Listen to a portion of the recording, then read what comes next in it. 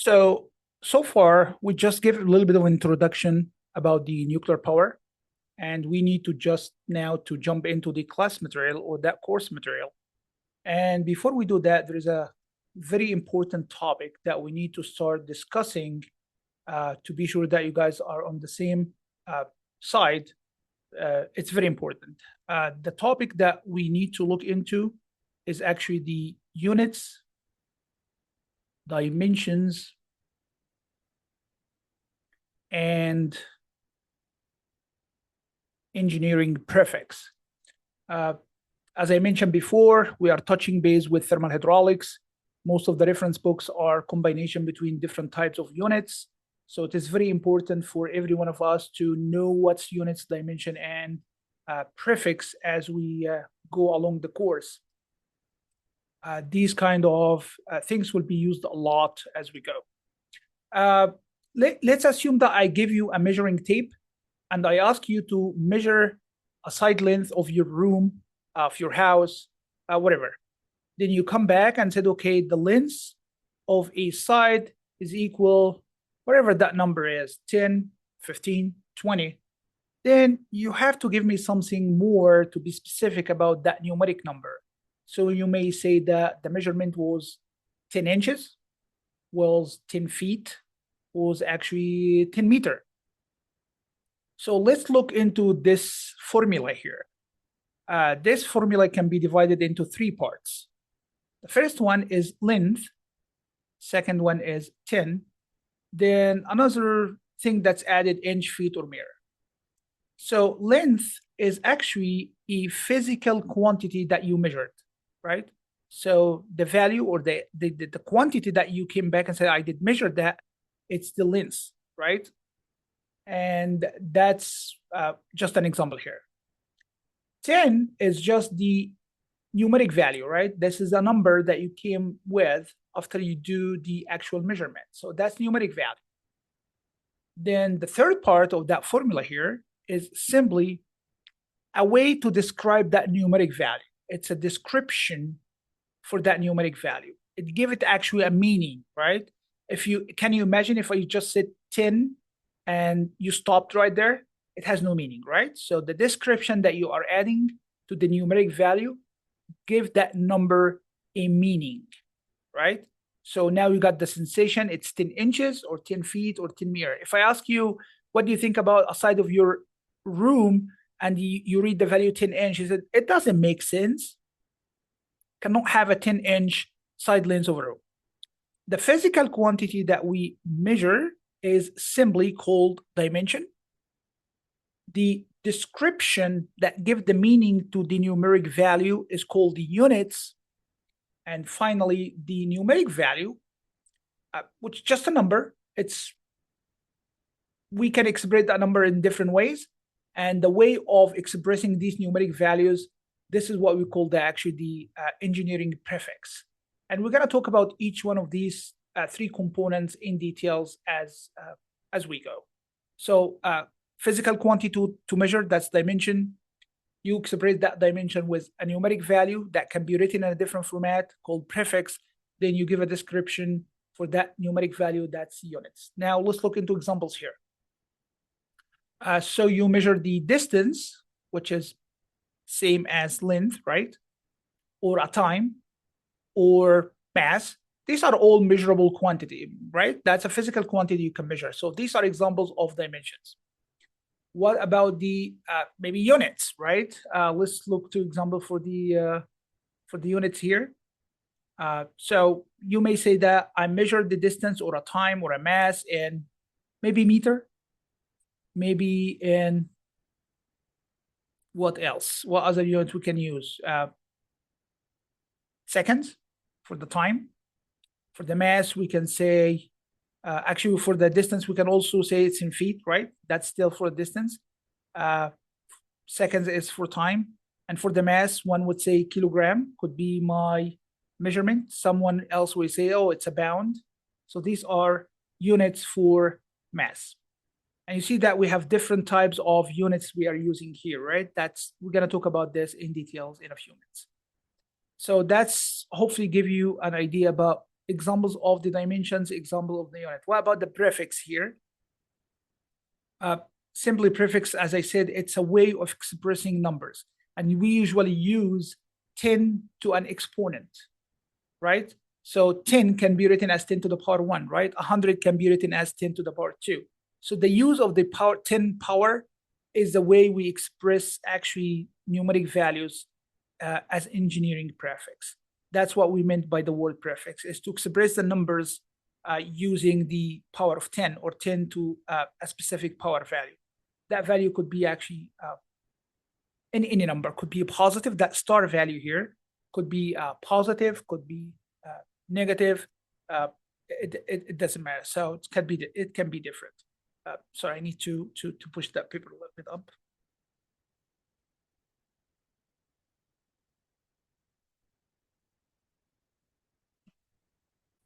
So now let's talk about each one of the three topics in more details. So I'm going to start with the dimension. Again, definition of dimension is physical quantity to measure. That's the standard definition of it. We have a little bit of basic dimensions we usually use all the time. And these basic dimensions, simply 5 or 6 of them, then using these basic dimensions, we can construct any other dimension. So the first and obvious dimension is distance. Then we have time. Then we have mass. Think about more. Temperature. Then what else? The current, electric current. We call these 5 are the basic dimensions. That's what they are. Why we call them the basic dimension? Because we can use them to construct or to build, whatever you like to say, or to determine other physical quantity dimensions. So to determine dimensions of any other quantities. And we're going to give a little bit of an example here so you can guys understand what I meant by basic dimensions and how we can use them to actually build the others. So we usually give for distance, the dimension is L. For the time, we usually give it the letter T. For the mass, we give it M capital. Temperature usually got theta. Then the current is getting I. In some other books, actually, instead of using I, they are using A. But I like to use I because it will distinguish from the units of electric current later on. We're going to talk about this. So now let's see a couple of examples to understand the meaning of basic dimensions here. So for example, let's start about talking about velocity here. Velocity is a physical quantity I can measure, right? In a simple way, you measure the distance, you divide the distance over time. That's the standard definition of velocity. So if I would like to get the dimensions of a velocity, I need to use the dimension of the components, right? So it has a dimensions that's composed of the dimension of distance divided by the dimension of time, which is L over T, or it's always written in the form of LT minus 1. So the dimension of velocity is LT minus 1. Another example here is the acceleration. What's the definition of acceleration? It's simply distance divided by time squared. So if I want to get the acceleration dimensions, I'm going to use L for the distance, T squared for the time squared. So it's going to be LT minus 2. Let's add more examples here. Let's do the force. In some other definitions, we call that weight. So force or a weight is simply the mass multiplied by the acceleration.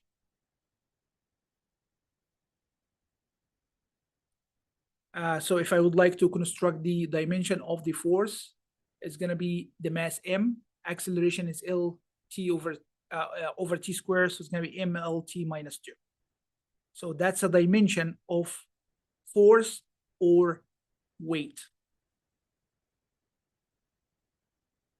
In some other books, they take the force as a basic unit. So instead of saying MLT minus 2, you can call that F. And using F itself as another letter like ML and T, so they are adding force as a basic dimensions. Now let's take another example here. So we have pressure, or in material science, we call that the stress, which is simply force divided by the area.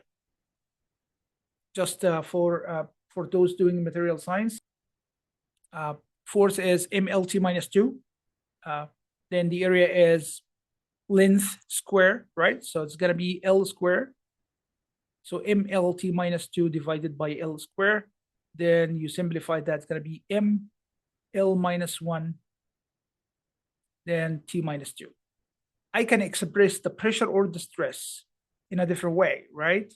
And instead of breaking down force to MLT minus 2, we can actually use F. I'm going to explain that in a second here. So we can do again the pressure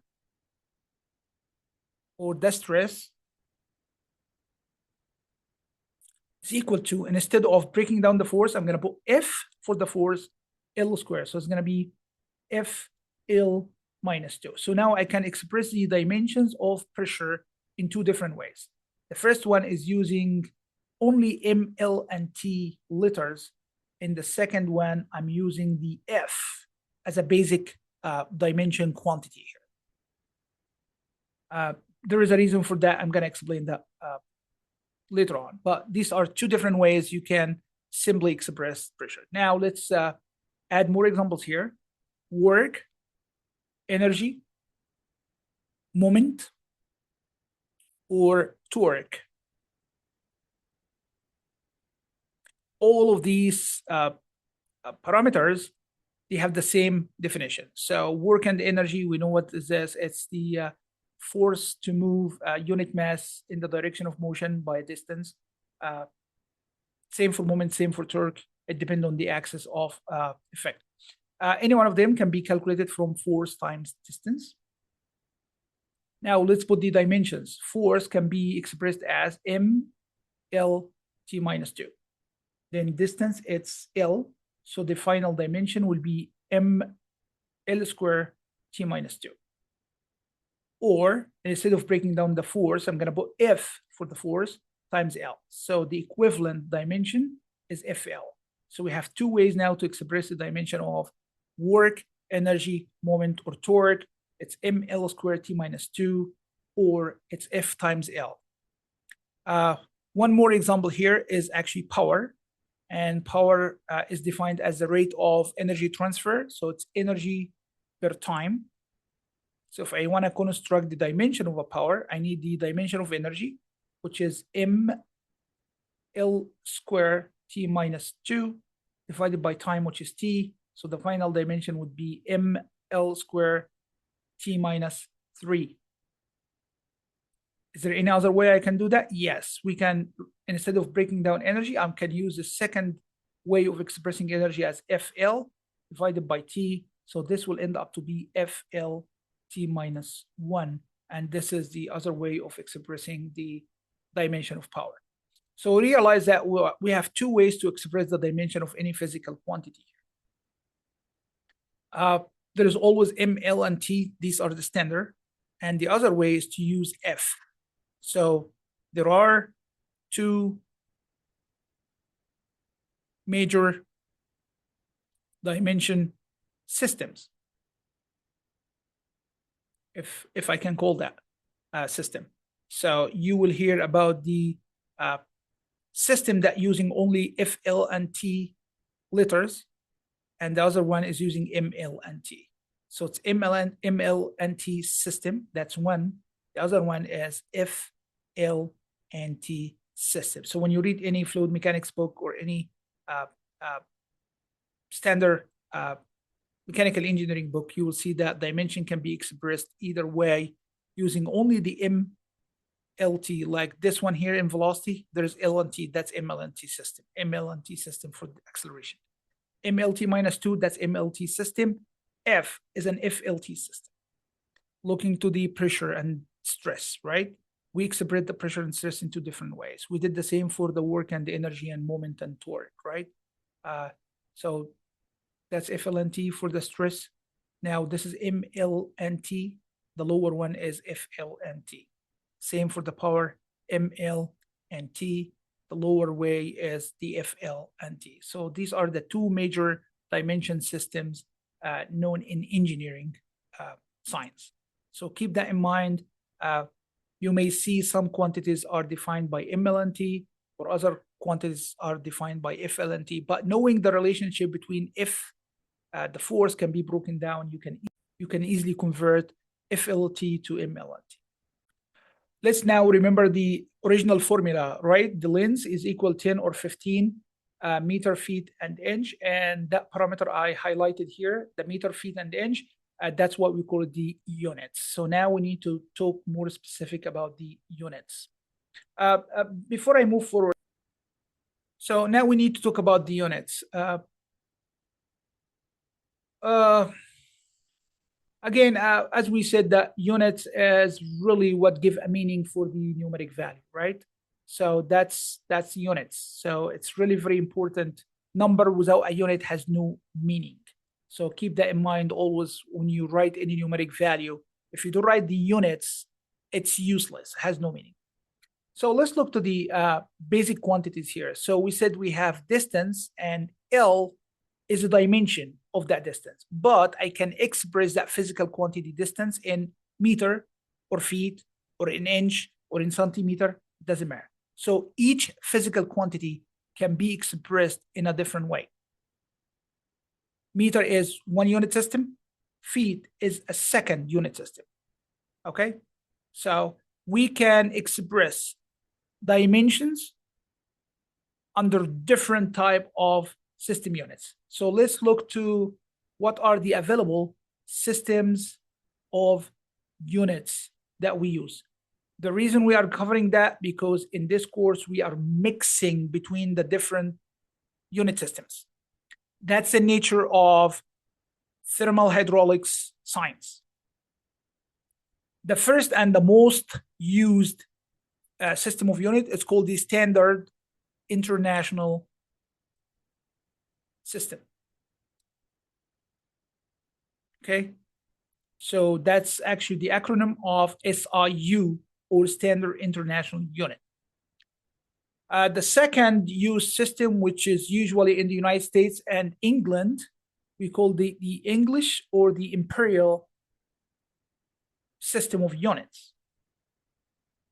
We can say that called the English system in a short term, right? 3, British Gravitational Unit System, BGU.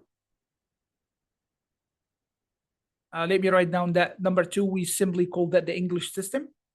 And for the British gravitational, we call that BGU. So these are the 3 different system of units that you can ever see anywhere. So let's start with the most used one, which is the SI unit. And let's look to what the different units that system is offering for the basic dimensions or basic physical quantity that we can measure. So for example, if we talk about distance, the units for distance under the SI unit system is meter. I like to write the units between 2 brackets so you understand this is units. Time, the units under the SI is seconds, again between 2 brackets. Then if we look to the mass, it's going to be the kilograms.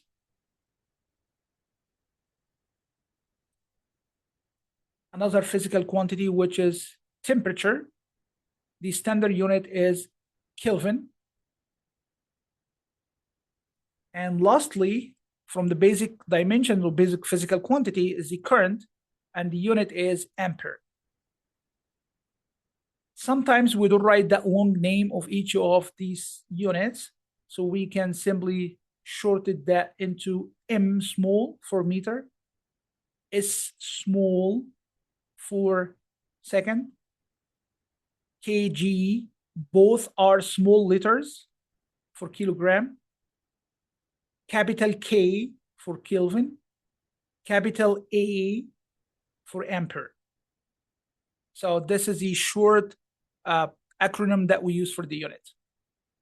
So what about the other quantities, right? We have seen more than this. We have seen velocity, acceleration, force, weight, pressure, stress, work, energy, moment. What about this? Similar way. We constructed the dimension of all the additional quantities using the basic dimensions. We can also construct the units of all these extended quantities using the basic quantity or basic units. So for example, velocity, it's distance over time. If I want to express the dimension, it's going to be L over T. But now I'm looking for the units, not for the dimension. So I'm going to use the dimension of distance, which is meter, divided by the dimension of, the unit of time, which is second. So the final unit of the velocity is meter per second.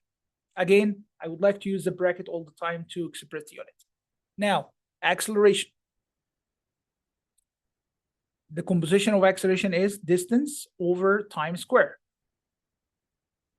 Distance divided by time square. Now I need to construct the units of the acceleration. It's going to be the unit of distance, meter, divided by unit of the time square, which is second square. So the final units of acceleration is meter per second square. What was the dimension? It's LT minus 2. Please distinguish between dimensions and units. Now, going to the force. What was the force or the weight? As we expressed, it is simply the mass multiplied by the acceleration. So I'm going to use the unit of mass, which is kg, small letters, times acceleration. The unit is meter per second square. So the final unit for the force or the weight, which is kilogram meter per second square. Do we have a different name for that? Yes, we call that what? Newton, right? So instead of writing down kilogram meter per second square, I can write just capital N, which is known as for Newton as units. Moving forward, energy or work or moment or torque, any one of these. This is simply the force times distance. The unit of force, you can write it down kilogram meter per second square, or you can write it down as Newton. It's up to you. Then you multiply by the unit of distance, which is meter. So the final unit of the energy or work or moment or torque is Newton times meter. Or it's simply kilogram meter square per second square. Both are correct. The beauty about the first one is we have a short name for Newton times meter. Do you recall it? Joule. So I can replace Newton's time meter by one unit called J capital, which is equivalent to kilogram meter per second square. So either one you can use. And keep in mind, it's J capital. That's it. That's the beauty about it. What else of the example that we cover? Power, maybe, or pressure.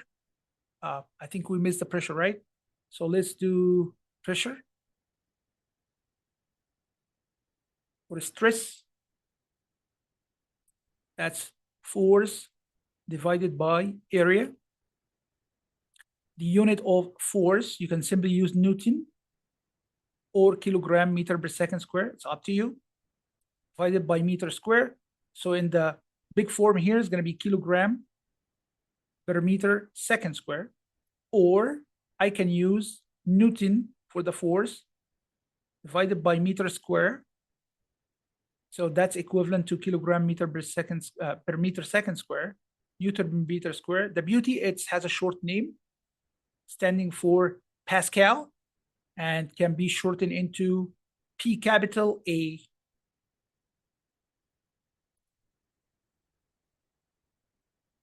I think the last one is actually the power, which is the rate of energy transfer, which is going to be energy over time. So if I want to get the units of power, I'm going to use the unit of energy in any form, the big form or the short form. So it's going to be kilogram meter square per second square. And there is second in the denominator. So it's going to be kilogram meter square second per second cubed. Or I can use joule, which is Newton per meter, right? Divided by second. So you can say that the final unit is Newton meter per second or joule per second, which has a short name, which is watt, which can be written as capital W between two brackets. So I hope that gives you an example how to use the basic units to construct the units of more complicated or more advanced quantities here. Same approach as dimensions. We did the same approach for the units as well.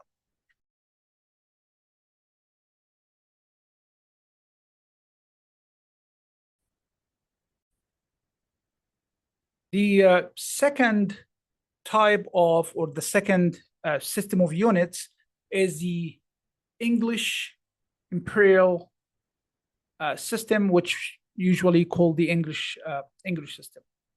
Again, let's see how to use this system units here. Again, the basic quantities are distance, and the basic unit to use is actually the foot or the feet, right? Which is short term is FT, time still seconds, which is S. Mass is going to be the pound, which is IB, and this is pound mass. Just keep that in mind.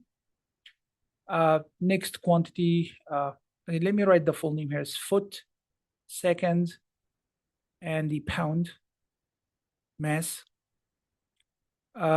Next would be the temperature. In the English system, we measure the temperature with Fahrenheit, which is small f or capital F with circle at the top. And I think the current remained the same, doesn't change, but these are the basic quantities then which we can use the units of these basic units to find the units of any other quantity. Very similar approach to what we did in the SI unit. I'm not going to go through that again or one more time. You know how you guys can use these basic units now. So velocity is going to be feet per second. Acceleration will be feet per second square, right? Pressure will be maybe bound force divided by inches square, which is known as PSI, and so on. So I'm not going to go through that, but you should be guys used to do that. The third system is actually the British gravitational unit, which is very identical to the English system, except one different. So it's the same as English unit system, except for the mass. The mass in the British gravitational unit system is measured by slug, not by the bound mass. And easily you can convert one to the other because one slug is simply 32.2 bound mass. So you can easily go from one system to the other if needed by knowing the relationship between the slug and the bound mass. So that's simply now cover all the different systems of units that you may experience in the upcoming exercises, homeworks, assignments, and things like that, or even with the examples that we're going to cover in the class. One more thing I would like to highlight here is looking to the temperature. In the British unit, sometimes we use Rankine as the unit of the temperature. The difference between Fahrenheit and Rankine, that's absolute temperature. Rankine is absolute temperature, like the Kelvin is absolute temperature. So you may see in different locations that we use Rankine as an absolute temperature units, or we can use Fahrenheit. So it is very important to know what we call the temperature scales. What are the different units of temperature and what are the relationships to convert one to the other? This is very important. So before going into the third item of the lecture here, which is the engineering prefix, I would like to review with you guys the temperature scales, the different ways of measuring temperature and the relationship between these temperature units, right? So let's recall the temperature scales. Very quickly, I'm not going to dive more details about the thermometers, the content of the thermometers, the range of the thermometers, but we have four basic temperature units here. We have degree centigrade, we have Kelvin, we have Fahrenheit, and we have Rankine. So these are the four units we use for temperature measurements, and this is what we call the temperature scales. You measure the temperature on the Celsius scale, on the Kelvin scale, the Fahrenheit scale, Rankine scale. So what are the relationship between these temperature measurements? That's very important, and just to refresh your memory with these relationships here.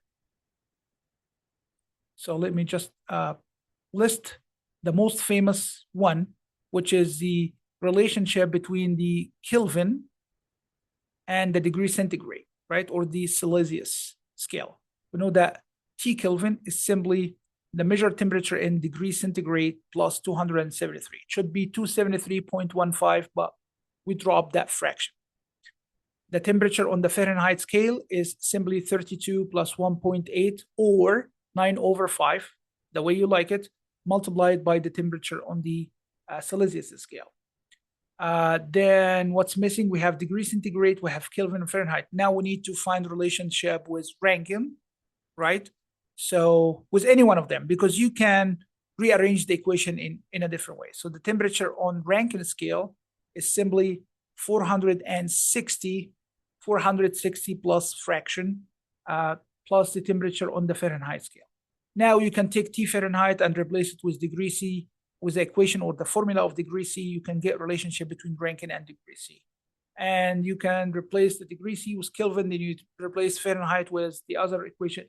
You can combine the equation as needed. Another important thing is actually the temperature difference or temperature change or temperature rise or temperature drop. So it's the change in temperature, not the temperature itself, delta T. You will find that delta T on a scale Kelvin is the same as delta T on degree centigrade scale. Very simple example here. Let's assume you have T1 is equal, 10 degrees C. T2 is 8 degrees C, just any randomly selected numbers. What's delta T on the degree centigrade scale? It's 2, correct? Now, let's take that T1 and convert it into Kelvin by adding 273. That's T1 on Kelvin scale. Take T2 and convert it to Kelvin scale. It's going to be 8 plus 273. Now, let's get the change in temperature on Kelvin scale. 273 will cancel out, right? When you get the difference. T2 minus T1 or T1 minus T2 it should be, right? So it's going to be 2 Kelvin. So delta T on Celsius scale is coming to be the same as delta T on Kelvin scale. What about the other scales? For example, let's look into the Fahrenheit scale and the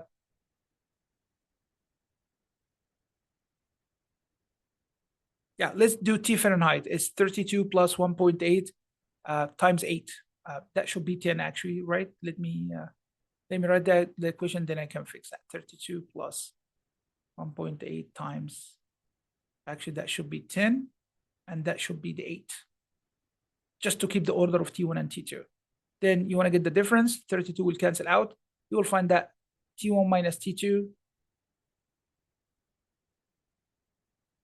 on the Fahrenheit scale is going to equal 2.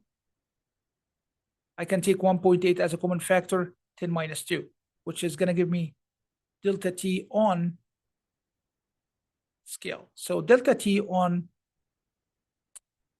Fahrenheit scale is simply equal to 1.8 delta T on degree centigrade scale or the Celsius scale. And we know that Celsius scale is the same as Kelvin scale, so you can simply get relationship between the Fahrenheit and the Kelvin scale as delta T, right? So this is just keep that in mind because we're going to use that a lot as we go when we do the exercise and things like that.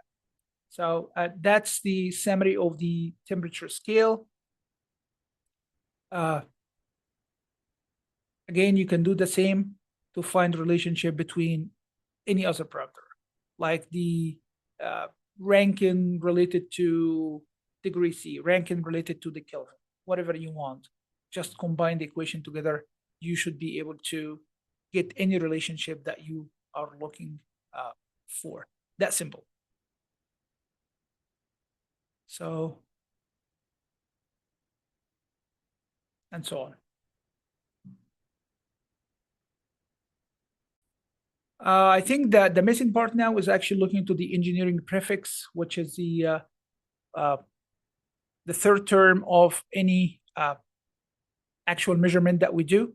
So number 3 is engineering prefix.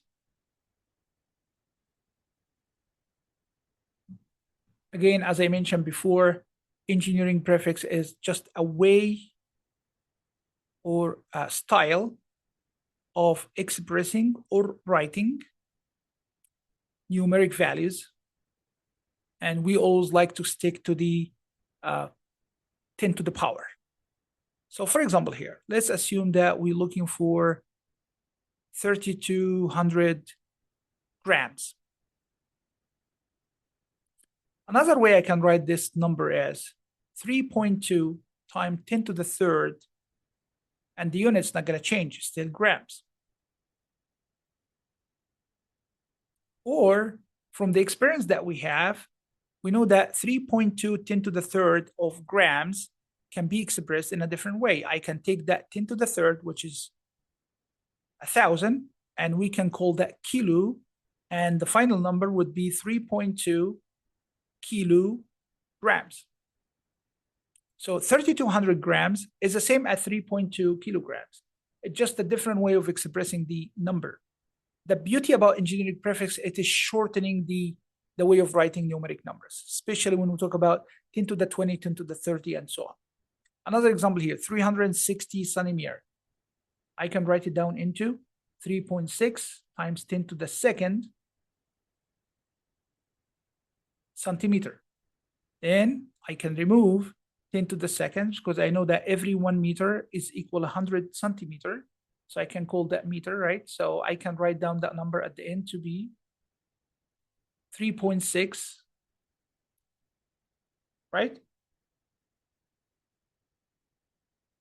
Yes, that's correct. So I can write the final number, 360 centimeters, as 3.6 meter, correct?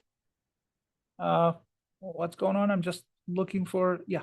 So 1 meter is equal to 100 centimeters. So that number can be simply written as 3.6.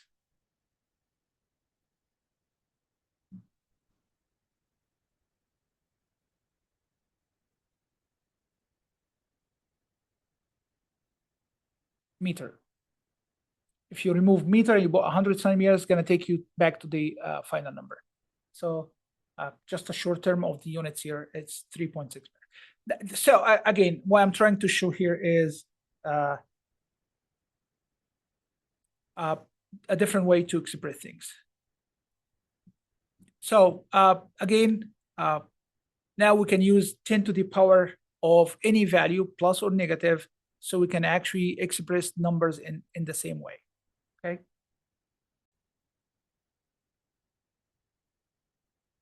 So now we're gonna recall 10 to the power 1 deca, and it can be written in a simple language as DE or DC, depend on the reference book. 10 to the second, that's hecto. It takes H small. 10 to the third, everyone knows that, that's kilo, which is K, small letter. 10 to the 6th, it's mega, takes M capital, just to be different than the mass.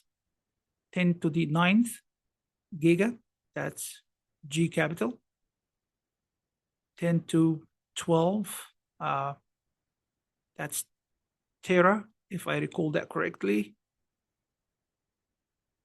T capital. Then you can keep going with that power 10 to the 18, that's exa. That's E capital. Let's give some examples here about the negative exponent of the 10 power. So for example, 10 to the minus 1, that's DC. Then 10 to the minus 2, that's centi. C. 10 to the minus 3, that's milli. Then 10 to the minus 6, that's micro. I think we should put the symbol instead of the letter. So it's mu, right? That's mu as a micro. 10 to the minus 9, that's nano, coming from 9, so that's N. 10 to the minus 12, it's PQ, that's P. What else? 10 to the minus 15, maybe that's femto. And so on. Yeah, I think that's more than enough to cover the range of the numeric values that we may experience during that course. So again, another example here to show you how to use that. So let's assume, let me pick a number. Before I pick a number, if I say that kilo anything, that's simply 10 to the third. So when I say kiloseconds, does that right expression? The answer is yes. It's just simply equal 1,000 seconds. We know that we are not used to do that because we have other units for the time, minutes, hours, days, and so on. But scientifically, it's correct. Let's assume that we have 10 million watt. Instead of writing 10 million, I can shortage that numeric value to be 10,000 and remove 3 zeros and replace them with the word kilo. So it's going to be kilowatt. You want to shrink it more? I can remove 6 zeros. So I'm going to have 10 megawatt because mega is 10 to the power 6. You want to shrink it more? I can do that. I can go up to maybe another 2 zeros to the back. Giga is 10 to the 9th, right? So 2 zeros. Yeah, that's correct. And so on. These are different ways to express the number. You see that we can shrink down the numbers, our numeric values, by doing that.